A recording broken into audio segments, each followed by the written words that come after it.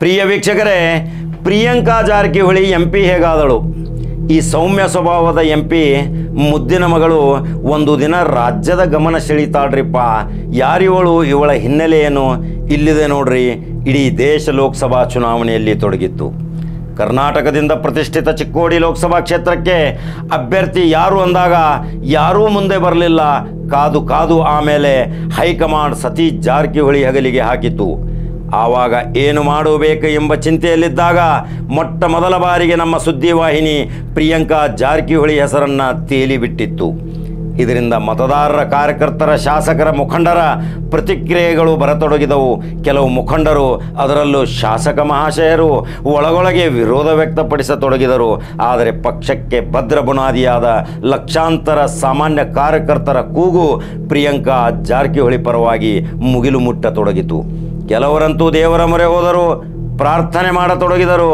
ಇದನ್ನು ತೀವ್ರವಾಗಿ ಗಮನಿಸಿದ ಸತೀಶ್ ಜಾರಕಿಹೊಳಿ ಪೂರ್ವಭಾವಿ ಕಾರ್ಯಕರ್ತರ ಸಭೆಗಳನ್ನು ಮಾಡತೊಡಗಿದರು. ವೇಳೆಯ ಅಭಾವವಿತ್ತು. ಬಿಜೆಪಿಯಿಂದ ಪ್ರತಿಷ್ಠಿತ ಹಾಲಿ ಎಂಪಿ ಕಣದಲ್ಲಿರುವುದು ಗೊತ್ತಾಯಿತು. ಆದರೆ ಈ ಮಾಸ್ಟರ್ ಮೈಂಡ್ ನಮ್ಮ ಸುದ್ದಿವಾಹಿನಿಯ ಗ್ರೌಂಡ್ ರಿಪೋರ್ಟ್ ಅಳವಡಿಸಿ ಗ್ರಾಮೀಣ ಭಾಗದಲ್ಲಿ ಸಂಚರಿಸಿದಾಗ ಭಾರೀ ಬೆಂಬಲ ಸಿಕ್ಕಿತು. ಓರ್ವ ಶಾಸಕ ಕೆಲವು ಮುಖಂಡರ ಮುಂದೆ ಅವಳೇನೋ ಬರ್ತಾಳೆ, ಅವಳಿಗೆ ಆರಿಸಿ ತಂದರೆ ಗೋಕಾಕದ ಮನೆ ಬಾಗಿಲಿಗೆ ನಿಲ್ಲುತ್ತೀರಾ ಎಂಬ ವಿರೋಧಿ ಹೇಳಿಕೆ ತೇಲಿ ಬಿಡುತ್ತಿದ್ದರು. ಆದರೂ ಕಾರ್ಯಕರ್ತರ ಶಕ್ತಿ ಪ್ರಿಯಾಂಕಾಗೆ ಇತ್ತು. ಇದನ್ನು ಯಾವುದೇ ಲೆಕ್ಕಿಸದೆ ರಾಜಕೀಯ ಚಾಣಕ್ಯ ಸತೀಶ್ ಅಹಿಂದ ಮತಗಳ ಕ್ರೋಢೀಕರಣದಲ್ಲಿ ತೊಡಗಿದರು. ಕಾರ್ಯಕರ್ತರಿಗೆ ಮನವರಿಕೆ ಮಾಡಿದರು. ನಮ್ಮದು ಸಮಾಜ ಸೇವೆ, ದುಃಖಿತರಲ್ಲಿ ನಾವು ಭಾಗಿ, ಕ್ರೀಡೆ, ಕಲೆ, ಮನರಂಜನೆ, ನಿರುದ್ಯೋಗಿ ನಿವಾರಣೆ, ಜಾತ್ಯತೀತತೆ, ಕಾರ್ಖಾನೆ ಸ್ಥಾಪನೆ ಎಲ್ಲವನ್ನೂ ತಾವು ಮಾಡಿದ್ದು ಇದೇ ಪ್ರಣಾಳಿಕೆ ನಮ್ಮದು ಎಂಬ ಘೋಷಣೆ ಮಾಡಿದರು.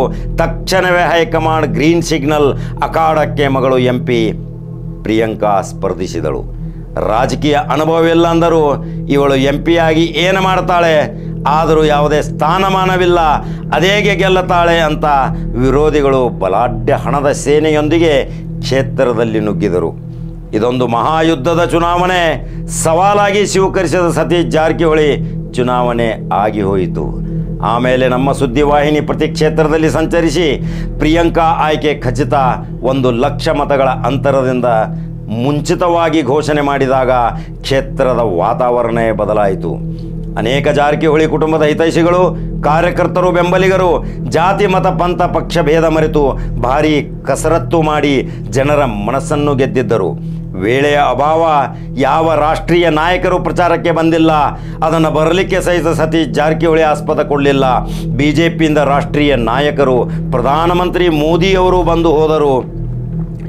ಜಾರಕಿಹೊಳಿಯ ಮೊಟ್ಟ ಮೊದಲ ಪ್ರಧಾನಮಂತ್ರಿ ಮೋದಿಯವರು ಸಹಿತ ಇದೇ ಭಾರತೀಯ ಜನತಾ ಪಕ್ಷದ ಪರವಾಗಿ ಪ್ರಚಾರ ಮಾಡಿ ಹೋದರು.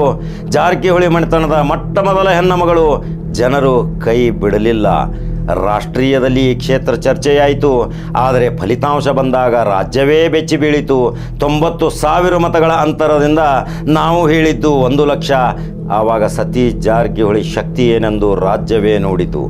ಮುಂದಿನ ಮುಖ್ಯಮಂತ್ರಿ ಆವಾಗಲೇ ಘೋಷಣೆಯಾಯಿತು. ಈಗ ಪ್ರಿಯಾಂಕಾ ಮುದ್ದಿನ ಮಗಳ ಹಿನ್ನೆಲೆ ಏನು?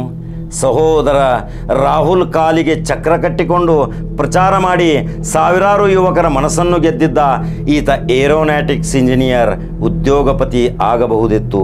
ಆದರೆ ತಂದೆಯ ಆದೇಶ ಸಮಾಜ ಸೇವೆ. ಈಗ ಪ್ರಿಯಾಂಕಾ ಬಗ್ಗೆ ನಾವು ಮತದಾನಕ್ಕಿಂತ ಮುಂಚೆ ಒಂದು ಸುದ್ದಿ ಬಿತ್ತರಿಸಿದ್ದು ಜನರಿಗೆ ಮನವರಿಕೆಯಾಯಿತು. ಪ್ರಿಯಾಂಕಾ ಜಾರಕಿಹೊಳಿ 13 ಕಂಪನಿಗಳಲ್ಲಿ ನಿರ್ದೇಶಕ ಮತ್ತು ಮುಖ್ಯಸ್ಥೆ, MD ಆಗಿ ಯಾರಿಗೂ ಗೊತ್ತಿಲ್ಲದೆ ಉದ್ಯೋಗಗಳನ್ನು ನಡೆಸುತ್ತಿದ್ದು ಯಾರಿಗೂ ಗೊತ್ತಿರಲಿಲ್ಲ. ಚಿಕ್ಕ ವಯಸ್ಸಿನಲ್ಲಿ ಕಂಪನಿಗಳನ್ನು ಹುಟ್ಟುಹಾಕಿ ಅನೇಕ ನಿರುದ್ಯೋಗಿ ಯುವತಿಯರಿಗೆ ಉದ್ಯೋಗಾವಕಾಶಗಳನ್ನು ಮಾಡಿದ್ದು ಗಮನಾರ್ಹ. MBA ಪದವೀಧರೆಯಾದ ಪ್ರಿಯಾಂಕಾ ಸೌಮ್ಯ ಮತ್ತು ಮೃದು ಸ್ವಭಾವದ ಚಾಣಾಕ್ಷ ಹೆಣ್ಣುಮಗಳು. ರಾಜ್ಯದ ಪ್ರಥಮ ಸಣ್ಣ ವಯಸ್ಸಿನ MP, ತಂದೆಯ ಮಾರ್ಗದರ್ಶನ, ತಾಯಿಯ ಆಶೀರ್ವಾದ, ಕುಟುಂಬದ ಆಸರೆ, ಸಹೋದರನ ಸಾಥ್ ಇವು ಪ್ರಿಯಾಂಕಾಳನ್ನು ಪಾರ್ಲಿಮೆಂಟಿಗೆ ಕಳಿಸುವ ನಿರ್ಣಯ. ಚಿಕ್ಕೋಡಿ ಪುಣ್ಯವಂತ ಮತದಾರರು ನಿರ್ಣಯ ತೆಗೆದುಕೊಂಡರು. ಆಮೇಲೆ ನೋಡಿ, ಪಾರ್ಲಿಮೆಂಟ್ ಪ್ರವೇಶ ಆದ ನಂತರ ಪ್ರಮಾಣವಚನ ನಂತರದ ಅಧಿವೇಶನದಲ್ಲಿ ಮೊಟ್ಟ ಮೊದಲ ದಿಟ್ಟ ಪ್ರಶ್ನೆಗಳನ್ನು ಕೇಳಿ ಹಿರಿಯ ಕೇಂದ್ರ ಮಂತ್ರಿಗಳಿಗೆ ಸವಾಲಾಗಿ ನಿಂತ ಈ ಪ್ರಿಯಾಂಕಾ ಕೇಳಿದ್ದು ಏನು ಗೊತ್ತಾ? ನನ್ನ ಕ್ಷೇತ್ರದಲ್ಲಿ ಸರ್ಕಾರಿ ಶಾಲೆಗಳ ಸ್ಥಿತಿ, ಕುಡಿಯುವ ನೀರು ಆಸ್ಪತ್ರೆ ಈ ವಾಕ್ಯ ಹೇಳಿದಾಗ ಎಲ್ಲರೂ ದಿವಂಗತ ಇಂದಿರಾ ಗಾಂಧಿಯವರ ನೆನಪು ಮಾಡಿಕೊಂಡರು. ರೋಟಿ ಕಪಡ ಅವ್ರ ಮಕಾನ್. ಇದು ಇಂದಿರಾ ಘೋಷಣೆ. ಇಂದು ಪ್ರಿಯಾಂಕಾ ಘೋಷಣೆ ಇಡೀ ಪಾರ್ಲಿಮೆಂಟ್ ಸದಸ್ಯರ ಗಮನ ಸೆಳೆಯಿತು. ಎಲ್ಲರ ಗಮನ ಪ್ರಿಯಾಂಕಾ ಮೇಲೆ ಇತ್ತು. ಮೊದಲು ಸಂಸದೆಯಾಗಿ ಗಮನ ಸೆಳೆಯುವ ಪ್ರಶ್ನೆ ಕೇಳಿ ಅದರಿಂದ ಸರ್ಕಾರದಿಂದ ಸಮರ್ಪಕ ಉತ್ತರ ಪಡೆದು ಸಂಬಂಧಪಟ್ಟ ಕೇಂದ್ರ ಮಂತ್ರಿಗಳಿಗೆ ಧನ್ಯವಾದ ಅರ್ಪಿಸಿದ ಮೊಟ್ಟ ಮೊದಲ ಸಂಸದೆ ಪ್ರಿಯಾಂಕಾ. ಮುಂದಿನ ಮತ್ತೊಂದು ಅಧಿವೇಶನದ ಸರದಿ ಬಂದಾಗ ಕೇಳಿದ ಪ್ರಶ್ನೆ, ನೋಡ್ರಿ ನನ್ನ ಕ್ಷೇತ್ರ ತೀರಾ ಹಿಂದುಳಿದ ಕ್ಷೇತ್ರ, ಭಾರೀ ಪ್ರಮಾಣದಲ್ಲಿ ಬಡ ಹಿಂದುಳಿದ ಮಹಿಳೆಗಳಿದ್ದಾರೆ. ಅವರ ಸ್ವಾವಲಂಬನ ಬದುಕಿಗಾಗಿ ಮಹಿಳಾ ಸಬಲೀಕರಣದ ಯೋಜನೆಯಂತೆ ಸ್ಕಿಲ್ ಎಂಪ್ಲಾಯ್ಮೆಂಟ್ ಯೋಜನೆ ಜಾರಿಗೆ ತರುವಲ್ಲಿ ಆಗ್ರಹಪಡಿಸಿದಾಗ ರಾಜ್ಯದ ಜನತೆ ಈ ಪ್ರಿಯಾಂಕಾ ಎಷ್ಟು ತರಬೇತಿ ಹೊಂದಿದ್ದಾಳೆ. ಆವಾಗ ಎಲ್ಲರ ದೃಷ್ಟಿ ಸತೀಶ್ ಜಾರಕಿಹೊಳಿ ಮೇಲೆ. ಈಗ ಚಿಕ್ಕೋಡಿ ಕ್ಷೇತ್ರದಲ್ಲಿ ಮತದಾರನ ಆಸೆಯಂತೆ ಅಲ್ಲಿಯೇ ಸಾರ್ವಜನಿಕ ಕಚೇರಿ ತೆಗೆದು ಸುಲಭವಾಗಿ ಜನರಿಗೆ ಸಿಗುತ್ತಿದ್ದಾರೆ ತಂದೆ ಮಗಳು. ಈ ಕ್ಷೇತ್ರದಲ್ಲಿ ಅಭಿವೃದ್ಧಿಯ ಇತಿಹಾಸ ಮಾಡಲು ಪಣ ತೊಟ್ಟಿದ್ದಾರೆ. ಅಲ್ಲಿರುವ ಕಾರ್ಯಕರ್ತರು, ಪಕ್ಷದ ಮುಖಂಡರು, ಮಹಿಳೆಯರು ಪ್ರಿಯಾಂಕಾಗೆ ಸಾಥ್ ನೀಡುತ್ತಿದ್ದಾರೆ. ಬರುವ ದಿನಮಾನದಲ್ಲಿ ಚಿಕ್ಕೋಡಿ ಕ್ಷೇತ್ರ ದೇಶದಲ್ಲಿ ಮಾದರಿ ಕ್ಷೇತ್ರವಾಗುವುದರಲ್ಲಿ ಸಂದೇಹವಿಲ್ಲ. ಅಲ್ಲಿಯ ಪ್ರಮುಖ ಕಾರ್ಖಾನೆಗಳು, ಸರ್ಕಾರಿ ಹಾಗೂ ಸ್ವಂತ ಉದ್ದಿಮೆಗಳನ್ನು ಸ್ಥಾಪಿಸಿ ನಿರುದ್ಯೋಗಿಗಳಿಗೆ ಆಶಾಕಿರಣವಾಗುತ್ತಿರುವ ಈ ಪ್ರಿಯಾಂಕಾ ಅಚ್ಚುಮೆಚ್ಚಿನ ಮುದ್ದಿನ ಸಂಸದೆ. ಚಿಕ್ಕೋಡಿ ಭಾಗದ ಜನತೆಗೆ ವರದಾನ. ಇನ್ನು ಕ್ಷೇತ್ರ ಸುಧಾರಿಸಲಿ.